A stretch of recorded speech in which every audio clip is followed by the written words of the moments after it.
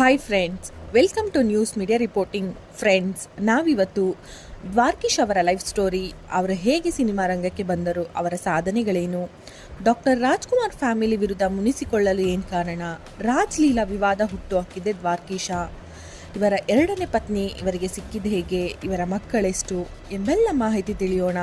ಅದಕ್ಕೂ ಮೊದಲು ಯಾರೆಲ್ಲ ನಮ್ಮ ಚಾನೆಲನ್ನು ಸಬ್ಸ್ಕ್ರೈಬ್ ಆಗಿಲ್ಲ ಅಂದರೆ ಈ ಕೂಡಲೇ ಸಬ್ಸ್ಕ್ರೈಬ್ ಆಗಿ, ಹಾಗೆ ಪಕ್ಕದಲ್ಲೇ ಕಾಣೋ ಬೆಲ್ ಐಕಾನನ್ನು ಕ್ಲಿಕ್ ಮಾಡಿ.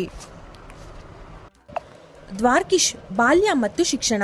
ಸ್ಯಾಂಡಲ್ವುಡ್ನ ಪ್ರಚಂಡ ಕುಳ್ಳ ದ್ವಾರ್ಕೀಶ್ 1942 ಆಗಸ್ಟ್ 19ರಂದು ಜನಿಸಿದರು. ಮೈಸೂರಿನ ಹುಣಸೂರು ಇವರ ಹುಟ್ಟೂರು. ತಂದೆ ಬಂಗ್ಲೆ ಶಾಮರಾವ್, ತಾಯಿ ಜಯಮ್ಮ.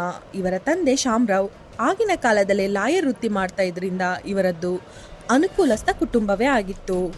ಶಾರದಾ ವಿಲಾಸ್ ಭಾನುಮಯ್ಯ ಸ್ಕೂಲ್ನಲ್ಲಿ ಆರಂಭಿಕ ಶಿಕ್ಷಣ ಪಡ್ಕೊಂಡ್ರು. CPC ಪಾಲಿಟೆಕ್ನಿಕ್ನಲ್ಲಿ ಮೆಕ್ಯಾನಿಕಲ್ ಡಿಪ್ಲೊಮಾ ಮಾಡಿದ್ರು. ಕಾಲೇಜ್ಗೆ ಹೋಗುವಾಗಲೇ ದ್ವಾರ್ಕೀಶ್ ಬಳಿ ಜಾವಾ ಸ್ಕೂಟರ್ ಇತ್ತಂತೆ. ಹಾಗಾಗಿ ಇವರ ಬಾಲ್ಯ, ಶಿಕ್ಷಣ ಎಲ್ಲವೂ ಕೂಡ ಬಹಳ ಸುಖಕರವಾಗಿಯೇ ಇತ್ತು. ಅಣ್ಣನ ಜೊತೆ ಸೇರ್ಕೊಂಡು ಬಿಸ್ನೆಸ್. ಡಿಪ್ಲೊಮಾ ಮುಗಿದ ಮೇಲೆ ದ್ವಾರ್ಕೀಶ್ ಮೈಸೂರಿನಲ್ಲಿ ಅಣ್ಣನ ಜೊತೆ ಸೇರಿ ಭರತ್ ಆಟೋ ಸ್ಪೇಸ್ ಅಂತ ಒಂದು ಸ್ಪೇರ್ ಪಾರ್ಟ್ಸ್ ಅಂಗಡಿ ಓಪನ್ ಮಾಡಿದ್ರು. ಆದರೆ ಅವರ ಮನಸ್ಸಲ್ಲಿ ಮಾತ್ರ ಸಿನಿಮಾ ರಂಗವೇ ಆಗಿತ್ತು. ಮನೆಯವರ ವಿರೋಧದ ಮೇಲೂ ದ್ವಾರ್ಕೀಶ್ ಬಿಸ್ನೆಸ್, ಅಂಗಡಿ ಎಲ್ಲ ಬಿಟ್ಟು ಸಿನಿಮಾ ರಂಗಕ್ಕೆ ಬಂದರು. ಮಾವನಿಂದ ಬಂತು ಸಿನಿಮಾ ಅವಕಾಶ. ದ್ವಾರ್ಕೀಶ್ ಸೋದರ ಮಾವ ಹುಣಸೂರು ಕೃಷ್ಣಮೂರ್ತಿ ಇವರು ನಿರ್ದೇಶಕರಾಗಿದ್ದರಿಂದ 1964ರಲ್ಲಿ ವೀರ ಸಂಕಲ್ಪ ಎಂಬ ಸಿನಿಮಾದಲ್ಲಿ ಮೊದಲಿಗೆ ಅವಕಾಶ ಸಿಕ್ತು. ಕಾಮಿಡಿಯನ್ ಆಗಿ ಹಲವು ಸಿನಿಮಾಗಳಲ್ಲಿ ನಟಿಸಿದರು. ಸಿನಿರಂಗಕ್ಕೆ ಬಂದ 2 ವರ್ಷಗಳಲ್ಲಿ ಸಿನಿಮಾ ನಿರ್ಮಾಣ ಮಾಡಿದ್ರು. ಮಮತೆಯ ಬಂಧನ ಅನ್ನೋದು ಇವರ ನಿರ್ಮಾಣದ ಮೊದಲ ಸಿನಿಮಾ. ಅಷ್ಟಕ್ಕೆ ಸುಮ್ಮನಾಗದ ದ್ವಾರ್ಕೀಶ್ 1985ರಲ್ಲಿ ನಿರ್ದೇಶನಕ್ಕೂ ಇಳಿದ್ರು.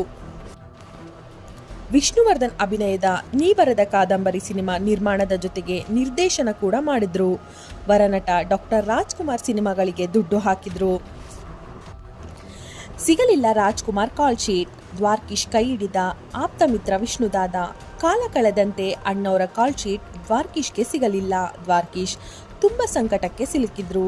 ಆಗ ದ್ವಾರ್ಕೀಶ್ ಜೊತೆಯಾಗಿದ್ದು ವಿಷ್ಣುವರ್ಧನ್. ಇಬ್ಬರು ಜೊತೆಯಾಗಿ ಹಲವಾರು ಸಿನಿಮಾಗಳನ್ನು ಮಾಡಿದ್ರು. ದ್ವಾರ್ಕೀಶ್ ದೊಡ್ಡ ಮಟ್ಟದ ಯಶಸ್ಸು ಕಂಡರು. ಇಬ್ಬರು ಕಳ್ಳ ಅಂತಾನೆ ಗುರುತಿಸಿಕೊಂಡ್ರು. ಆಗಾಗ್ಗೆ ಇಬ್ಬರ ನಡುವೆ ಮನಸ್ತಾಪ ಕೂಡ ಆಗ್ತಾ ಇತ್ತು. ಆದರೂ ಅದು ಹೆಚ್ಚು ಕಾಲ ಇರ್ತಾ ಇರಲಿಲ್ಲ. ಇಬ್ಬರು ಬೇಗನೆ ಒಂದಾಗ್ತಿದ್ರು. ಅದೇ ರೀತಿ 2004ರ ವೇಳೆಗೆ ದ್ವಾರ್ಕೀಶ್ ಸಾಲು ಸಿನಿಮಾಗಳ ಸೋಲಿನಿಂದ ಸಂಕಟಕ್ಕೆ ಸಿಲುಕಿದ್ರು. ನನ್ನದೆಲ್ಲ ಮುಗೀತು ಅನ್ನೋ ಸ್ಥಿತಿ ತಲುಪಿದ್ರು. ಮತ್ತೆ ಅವರನ್ನು ಮೇಲೆತ್ತಲು ವಿಷ್ಣುನೇ ಬರಬೇಕಾಯಿತು ಅಂತ ದ್ವಾರ್ಕೀಶ್ ಹೇಳ್ಕೊಂಡಿದ್ದಾರೆ. ಆಗ ಬಂದ ಇಬ್ಬರ ಕಾಂಬಿನೇಷನ್ ಸಿನಿಮಾನೇ ಆಪ್ತ ಮಿತ್ರ. ಇದೇ ಸಿನಿಮಾನೇ ದ್ವಾರ್ಕೀಶ್ ಮತ್ತೆ ಇಂಡಸ್ಟ್ರಿಯಲ್ಲಿ ಎದ್ದು ನಿಲ್ಲುವಂತೆ ಮಾಡಿತು. ಒಟ್ಟಾರೆಯಾಗಿ 92 ಸಿನಿಮಾಗಳಲ್ಲಿ ಆಕ್ಟಿಂಗ್ ಮಾಡಿದ್ದಾರೆ. ಅದೇ ರೀತಿ 49 ಸಿನಿಮಾಗಳನ್ನು ನಿರ್ಮಾಣ ಮಾಡಿದ್ದು 19 ಸಿನಿಮಾಗಳಿಗೆ ಆಕ್ಷನ್ ಕಟ್ ಕೂಡ ಹೇಳಿದ್ದಾರೆ. ಕನ್ನಡದಲ್ಲಿ ಮೊಟ್ಟ ಮೊದಲಿಗೆ ಹೊರದೇಶಕ್ಕೆ ಹೋಗಿ ಶೂಟ್ ಮಾಡಿದ ಕೀರ್ತಿ ಇವರಿಗೆ ಸಲ್ಲುತ್ತೆ. ಒಂದು ಟೈಮಲ್ಲಿ ಸೋಲಿನ ಸುಳಿಯಲ್ಲಿ ಇದ್ದ ದ್ವಾರ್ಕೀಶ್ಗೆ ಹೃದಯ ಸಮಸ್ಯೆ ಕೂಡ ಎದುರಾಗಿತ್ತು. ಆಗ ಮಿತ್ರನಾಗಿ ಬಂದು ತನ್ನದೇ ಖರ್ಚಿನಲ್ಲಿ ಆಪರೇಷನ್ ಮಾಡಿಸಿದ್ರಂತೆ ಜಾಫರ್ ಶರೀಫ್. ರಾಜ್ ಲೀಲಾವತಿ ವಿವಾದ ಹುಟ್ಟು ಹಾಕಿದ್ರ. ರಾಜ್ಕುಮಾರ್ ಲೀಲಾವತಿ ನಡುವಿನ ವಿವಾದದ ಬಗ್ಗೆ ಎಲ್ಲರಿಗೂ ಗೊತ್ತೇ ಇದೆ. ಆದರೆ ಈ ವಿವಾದ ಹುಟ್ಟು ಹಾಕಲು ಕಾರಣವೇ ದ್ವಾರ್ಕೀಶ್ ಅಂತ ನಿರ್ದೇಶಕ ಮತ್ತು ರಾಜ್ ಕುಟುಂಬದ ಆಪ್ತ ಪ್ರಕಾಶ್ ರಾಜ್ ಮೇಹು ಈ ಹಿಂದೆ ಹೇಳಿಕೊಂಡಿದ್ದರು. ಮೊದಲು ಡಾಕ್ಟರ್ ರಾಜ್ಕುಮಾರ್ ಸಿನಿಮಾ ನಿರ್ಮಾಣ ಮಾಡಿದ್ದ ದ್ವಾರ್ಕೀಶ್ಗೆ ನಂತರದಲ್ಲಿ ಡಾಕ್ಟರ್ ರಾಜ್ಕುಮಾರ್ ಕಾಲ್ ಶೀಟ್ ಸಿಗಲಿಲ್ಲ. ಇದೇ ಟೈಮಲ್ಲಿ ಶಿವರಾಜ್ ಕುಮಾರ್ ಸಿನಿರಂಗಕ್ಕೆ ಎಂಟ್ರಿ ಕೊಟ್ಟರು. ಅವರ ಸಿನಿಮಾಗಳು ಸೂಪರ್ ಡೂಪರ್ ಹಿಟ್ ಆಯಿತು. ದ್ವಾರ್ಕೀಶ್ ಶಿವಣ್ಣನ ಬಳಿ ಕಾಲ್ ಶೀಟ್ ಕೇಳಿದ್ರು. ಅದು ಕೂಡ ಸಿಗಲಿಲ್ಲ. ಆಗ ದ್ವಾರ್ಕೀಶ್ ನೇರವಾಗಿ ಲೀಲಾವತಿ ಬಳಿ ಹೋಗಿ ಅವರ ಮಗ ವಿನೋದ್ರನ್ನು ಹೀರೋ ಮಾಡ್ತೀನಿ ಅಂದರು. ಡ್ಯಾನ್ಸ್ ರಾಜಾ ಡ್ಯಾನ್ಸ್ ಅನ್ನೋ ಸಿನಿಮಾ ಕೂಡ ಮಾಡಿದ್ರು. ಆದರೆ ಸಿನಿಮಾದಲ್ಲಿ ವಿನೋದ್ ಬದಲು ವಿನೋದ್ ರಾಜ್ ಅಂತ ಹೆಸರು ಕೊಟ್ಟರು. ನಂತರ ಸುದ್ದಿಗೋಷ್ಠಿಯಲ್ಲಿ ಮಾತಾಡಿ, ವಿನೋದ್ ಹುಟ್ಟಿನಲ್ಲಿ ಒಂದು ಗುಟ್ಟಿದೆ, ಸಿನಿಮಾ ರಿಲೀಸ್ ಆದ ಮೇಲೆ ಆ ಗುಟ್ಟು ರಟ್ಟು ಮಾಡ್ತೇನೆ ಅಂತ ಜನರ ತಲೆಯಲ್ಲಿ ಹುಳ ಬಿಟ್ರು. ಅದೇ ನಂತರದಲ್ಲಿ ವಿನೋದ್ ಡಾಕ್ಟರ್ ರಾಜ್ ಅವರ ಮಗ ಎಂಬ ವದಂತಿಗಳು ಹಬ್ಬಲು ಕಾರಣವಾಯಿತು ಅಂತ ಪ್ರಕಾಶ್ ರಾಜ್ ಮೇಹು ಹೇಳಿಕೊಂಡಿದ್ದಾರೆ.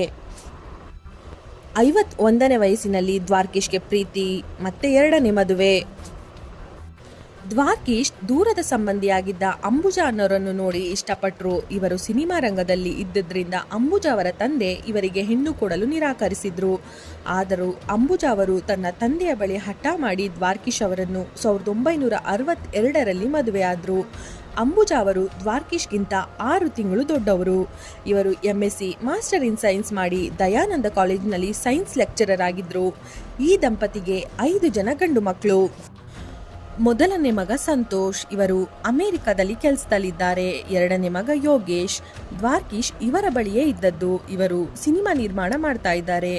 ಮೂರನೇ ಮಗ ಗಿರೀಶ್, ಮದ್ರಾಸ್ನಲ್ಲಿ TV ಸೀರಿಯಲ್ ಮಾಡ್ತಾ ಇದ್ದಾರೆ. ನಾಲ್ಕನೇ ಮಗ ಸುಕೇಶ್, ದುಬೈನಲ್ಲಿ ಬ್ಯಾಂಕ್ ಕೆಲಸದಲ್ಲಿದ್ದಾರೆ. 5ನೇ ಮಗ ಅಭಿಲಾಷ್, ವಿಪ್ರೋದಲ್ಲಿ ಕೆಲಸ ಮಾಡ್ತಾ ಇದ್ದಾರೆ. ದ್ವಾರ್ಕೀಶ್ಗೆ 51ನೇ ವಯಸ್ಸಿನಲ್ಲಿ ಪ್ರೀತಿ. ಶೈಲಜಾ ಅನ್ನೋ ಮಹಿಳೆ ತನ್ನ ಅಕ್ಕನ ಮಗಳಿಗೆ ಅವಕಾಶ ಕೇಳಿಕೊಂಡು ದ್ವಾರ್ಕೀಶ್ನ ಬಳಿ ಬಂದಿದ್ರಂತೆ. ಆ ಮಹಿಳೆ ಮೇಲೆ ದ್ವಾರ್ಕೀಶ್ಗೆ ಪ್ರೀತಿಯಾಯಿತು. ಅದನ್ನು ದ್ವಾರ್ಕೀಶ್ ನೇರವಾಗಿ ಹೋಗಿ ಅಂಬುಜಾಳ ಬಳಿ ನಾನು ಒಬ್ಬ ಮಹಿಳೆಯನ್ನು ಇಷ್ಟಪಡ್ತಾ ಇದ್ದೇನೆ ಅಂತ ಹೇಳಿಬಿಟ್ರು. ಆಗ ಪ್ರತಿಕ್ರಿಯಿಸಿದ ಅಂಬುಜಾ, ನೀವು ಏನೇ ಇಷ್ಟಪಟ್ಟರೂ ಅದನ್ನು ನಾನು ಕೂಡ ಇಷ್ಟಪಡುತ್ತೇನೆ ಎಂದಿದ್ರಂತೆ. ಇದಾದ ನಂತರ ದ್ವಾರ್ಕೀಶ್ ಶೈಲಜಾ ಅವರನ್ನು 2ನೇ ಮದುವೆ ಆದರು. ಶೈಲಜಾ ಅವರು BSc ಮಾಡಿ ಬ್ಯಾಂಕ್ನಲ್ಲಿ ಕೆಲಸ ಮಾಡ್ತಾ ಇದ್ರು. ಇಡೀ ಕುಟುಂಬ ಶೈಲಜಾ ಅವರನ್ನು ಒಪ್ಪಿ ತಮ್ಮ ಕುಟುಂಬದಲ್ಲಿ ಒಬ್ಬರನ್ನಾಗಿ ಮಾಡಿಕೊಂಡ್ರು. ಅಂಬುಜಾ ನಿಧನದ ದಿನವೇ ಇಹಲೋಕ ತೊರೆದ ದ್ವಾರ್ಕೀಶ್. ಕಾಕತಾಳೀಯ ಎನ್ನುವಂತೆ ಪತ್ನಿಯನ್ನು ಕಳೆದುಕೊಂಡ ದಿನವೇ ನಟ ದ್ವಾರ್ಕೀಶ್ ಕೂಡ ಇಹಲೋಕ ತ್ಯಜಿಸಿದ್ದಾರೆ.